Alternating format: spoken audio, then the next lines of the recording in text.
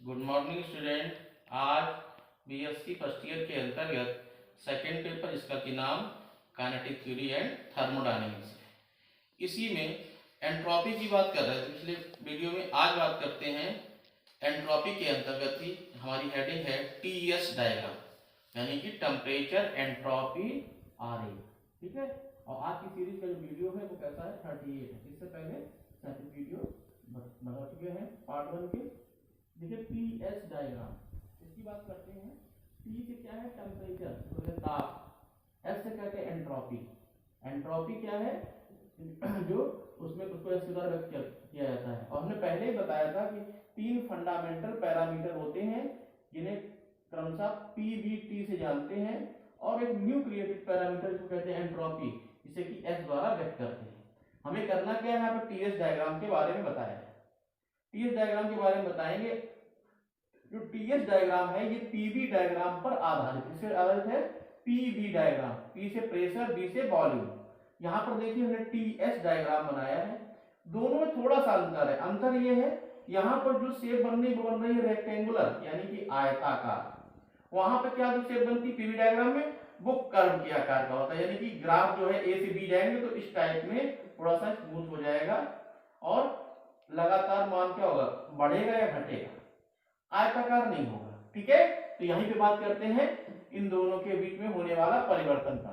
और साथ में क्या करेंगे, यहाँ पर इसकी इफिशियंसी की भी गणना करेंगे। ठीक है, देखिए यहाँ पर एंट्रोपी के परिवर्तन तथा परम ताप के बीच खींचे गए ग्राफों से प्रदर्शित कर सकते हैं। यहाँ पर क्या है, एंट्रोपी के परिवर्तन, यानी एंट्रोपी हमारा ये है, इसमें परिवर्तन हो रहा है, तथा ताप के बीच खींचे गए ग्राफों को प्रदर्शित कर सकते हैं। इन ग्राफों को ताप एंट्रोपी वक्र कहते हैं। देखिए यहाँ पर एंट्रोपी में होने वाला परिवर्तन और परम ताप में होने वाला परिवर्तन, दोनों परिवर्तनों की गणना करेंगे, और जो हमारा मान आएगा या जो ग्राफ आएगा उसको कहेंगे टीएस डायग्राम। हमने पहले ही बताया था जो हमारा पीवी डायग्राम था उसमें 4 चक्र होते हैं। यहां पर भी 4 चक्र हैं। ए से बी आइसोथर्मल, बी से सी एडियाबैटिक, सी से डी आइसोथर्मल, और डी से ए फिर एडियाबैटिक। यानी 4 प्रक्रम हमारे, 4 प्रक्रम से होकर हमारा टीएस डायग्राम भी गुजरेगा। ठीक है, और ये कैसा है, ये कार्नोट साइकिल के समान है, लेकिन एक सा नहीं है, प्रकार का है। क्योंकि यहाँ पर क्या जो आकृति है वो कैसी है, आयताकार है। वहां पर आयताकार ना होकर कर्व से वक्राकार से बनती थी और 4 प्रकार से वो गुजरता था। ठीक है, यहाँ पे देखिए यह कार्नोट रिवर्सिबल साइकिल के समान है, यानी जो कार्नोट में साइकिल बनाया था रिवर्सिबल साइकिल उसी प्रकार का है। रिवर्सिबल ऐसा जो कि विपरीत क्रम में चल सके, उसको कहते हैं रिवर्सिबल साइकिल।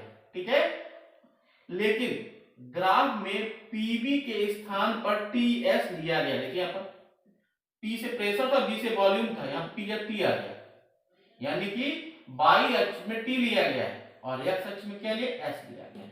यानी टी और एस के बीच में, ताप और एंट्रोपी के बीच में ग्राफ खींचा गया है, तथा आकार वक्राकार न होकर आयताकार है। वहां क्या था, वक्राकार से था, यानी ये मुझे एस टाइप की डाउन होगी, फिर डाउन होगी इस टाइप, यानी 4 प्रक्रम से होकर यहाँ पर आकार वक्राकार था पिछले में पीवी में, यहाँ पर कैसा है, रेक्टेंगुलर या आयताकार है।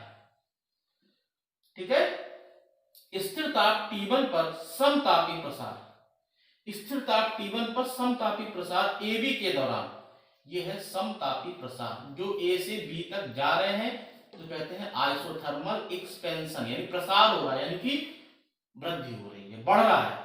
ठीक है, समतापी प्रसार AB के दौरान कार्यकारी पदार्थ की एंट्रोपी S1 से S2 तक बढ़ती है।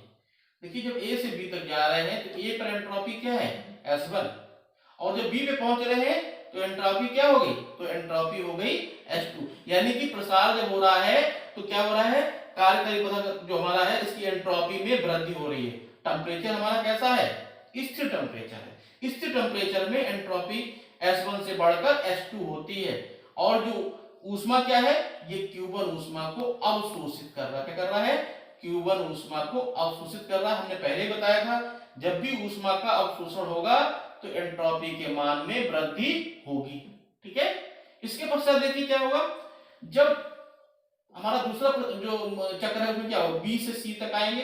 वो प्रोसेस कैसा, हमारा एडियाबेटिक प्रोसेस, यानी कि रुद्धोष्म प्रसार हो रहा है। रुद्धोष्म प्रसार में पहले ही बताया था कि एक ऐसा प्रक्रम जिसमें कि जो हमारा टेम्परेचर है उसमें उसके मान में परिवर्तन, लेकिन एंट्रोपी हमारी नियत रहती है। कहने का मतलब ये है, यहाँ पर एंट्रोपी देखिए, यहाँ पर H2 थी, यहाँ पर भी H2 रही, यानी कि एंट्रोपी में किसी प्रकार का कोई परिवर्तन नहीं होगा, टेम्परेचर तेजी से गिरता है। यानी कि यहाँ पर ना तो ऊष्मा ली जा रही है ना तो ऊष्मा दी जा रही है। ठीक है, इसके पश्चात देखिए फिर क्या होगा, C से D तक आएंगे। स्थिर ताप T2 पर समतापी संपीड़न, यानी क्या हो रहा, यहां पर हो रहा है एडियाबेटिक कंप्रेशन हो रहा है। संपीड़न CD के दौरान एंट्रोपी S2 से S1 तक घटती है। देखिए यहाँ पर ये S2 है, यहाँ पे आ जाएगा S1 तक, यानी एंट्रोपी के मान में कमी आ गई, क्योंकि यहाँ पर क्या हो रहा है, क्योंकि यहाँ पर समतापी संपीड़न हो रहा है, यानी कि ऊष्मा यहाँ पर क्या हो रही है, ऊष्मा को रिजेक्ट किया, परित्याग किया जा रहा है, तथा Q2 ऊष्मा का परित्याग करता है। अब ऊष्मा का परित्याग करेगा तो क्या हो जाएगा, यहाँ पर क्या हो जाएगी, यहाँ पर जो एंट्रोपी है वो घटेगी, यानी कि H2 से S1 आ जाएंगे। इसके बाद चौथे क्रम में आएंगे, फिर D से A के बीच में आएंगे। यहाँ पर क्या है, टेम्परेचर में वृद्धि हो रही है, ऊष्मा ना तो ली जा रही है ना तो दी जा रही है। जब ऐसा होगा तो एंट्रोपी कैसी रहेगी, अपरिवर्तित रहेगी। एंट्रोपी का मान जो यहाँ पर है वही एंट्रोपी का मान कहाँ पे होगा, A पर होगा, जो D पर था वही A पर होगा। यानी हमारा क्या हुआ, पूरा चक्र कंप्लीट हो गया। हमें करना क्या है, हमें यहाँ TS डायग्राम की सहायता से अब जो ये हमारा एरिया आया है, जो रेक्टेंगल, इसका क्षेत्रफल निकालेंगे और उसकी सहायता से क्या करेंगे, इसकी जो है इफिशियंसी की गणना करेंगे। ठीक है, तो ये हमारा वक्र क्या हुआ, 4 प्रक्रम से पूरा हो गया, isothermal expansion, adiabatic expansion, isothermal compression और एडियाबैटिक कंप्रेशन। यानी क्या हुआ, चारों प्रोसेस से होकर हमारा कंप्लीट यहाँ पर प्रोसेस हो गया। अब करना क्या है, हमें इसका क्षेत्रफल निकालना, जो हमारा रेक्टेंगल क्षेत्रफल है इसकी हम मान निकाल सकते हैं, क्योंकि हमें यहाँ पर मालूम है कौन सा एक्स अक्ष पे कौन वाई अक्ष पर। ठीक है, अब देखिए यहाँ पर क्या हुआ, एंट्रोपी का जो फार्मूला था या जो डेफिनेशन थी उसमें क्या था, ds बराबर dq/t, यानी कि dq बराबर क्या हो जाएगा, Tds हो जाएगा। अब देखिए जब ऊष्मा अवशोषित की जा रही है तो ऊष्मा का मान था Q1। अब Q बराबर, देखिए यहाँ पर बात करते हैं, Q बराबर क्या हो, Tds, यानी कि ऊष्मा के साथ टेम्परेचर तो नियत है, लेकिन एंट्रोपी के मान में क्या हो रहा है, परिवर्तन हो रहा है। परिवर्तन कैसा हो रहा है, देखिए क्योंकि यहाँ पर S1 से S2 जा रहे हैं तो परिवर्तन क्या हो गया, इस पूरे से क्या इसको हटा देंगे, अंतर क्या हो जाएगा, H2 माइनस S1। ठीक है, यानी क्या हो जाएगा, T1 H2 माइनस S1। अब देखिए T1 जो हमारा है ये हो गया A और H, यहां पर लिख दिया, और H2 माइनस S1 क्या हुआ, देखिए इस पूरे से इसको घटा दे, अगर घटाएंगे तो क्या हो जाएगा, ये जो मान हमारा आएगा वो मान आ जाएगा AB, यानी AH इंटू AB।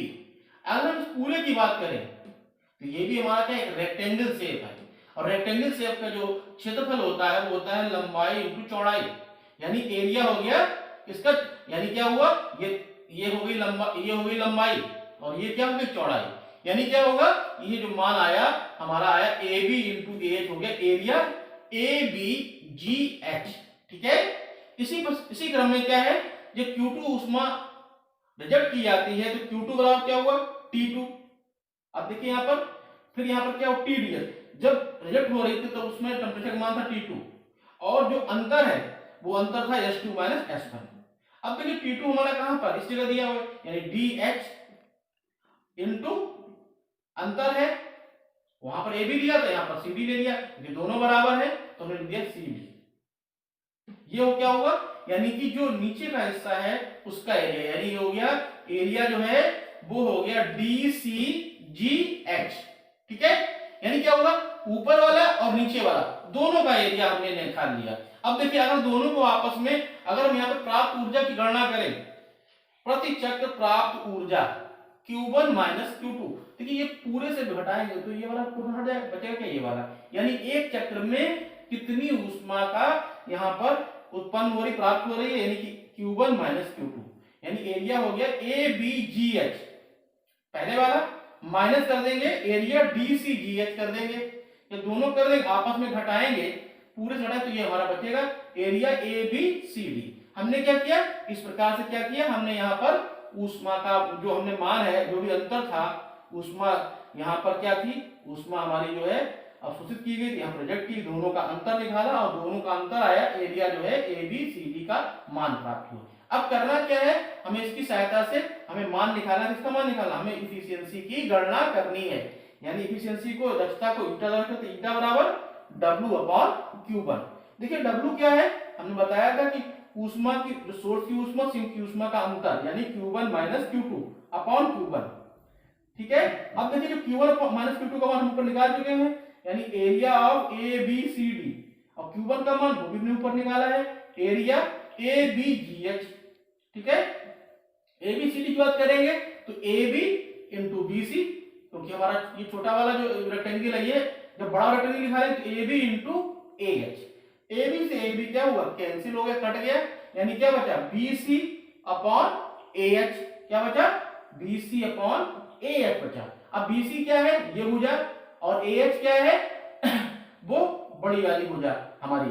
ठीक है, अब देखिए जो BC है ये कैसे निकालेंगे, इस पूरे से इसको घटा दें तो हमारा क्या हो जाएगा, T1 - T2, यहाँ पे लिख दिया T1 - T2, और AH क्या है, ये यानी T1 हो गया, यानी कि T1 - T2 अपॉन T1, यानी कि हमारा क्या हुआ, जब इसको भाग देंगे तो 1 - T2 अपॉन T1, यानी इसकी इफिशियंसी क्या हो गई, प्राप्त हो गई 1 - T2 अपॉन T1। ठीक है, हमने क्या किया, यहाँ पर क्या किया, इस प्रकार से देखिए, हमने यहाँ पर जो हमारा TS डायग्राम है उसकी सहायता से हमने क्या किया, यहाँ पर सर्वप्रथम हमने प्राप्त ऊष्मा और जो रिजेक्ट ऊष्मा का मान निकाला, निकालने पर दोनों का अंतर निकाला, अंतर के साथ क्या हुआ, हमने क्षेत्रफल निकाल लिया जो रेक्टेंगल शेप थी। इसके पश्चात उस क्षेत्रफल की सहायता से हमने यहाँ पर क्या किया, हमने यहाँ पर इफिशियंसी की गणना कर ली। ठीक है, तो आज की वीडियो में बस इतना ही, आगे फिर कंटिन्यू करते हैं। धन्यवाद।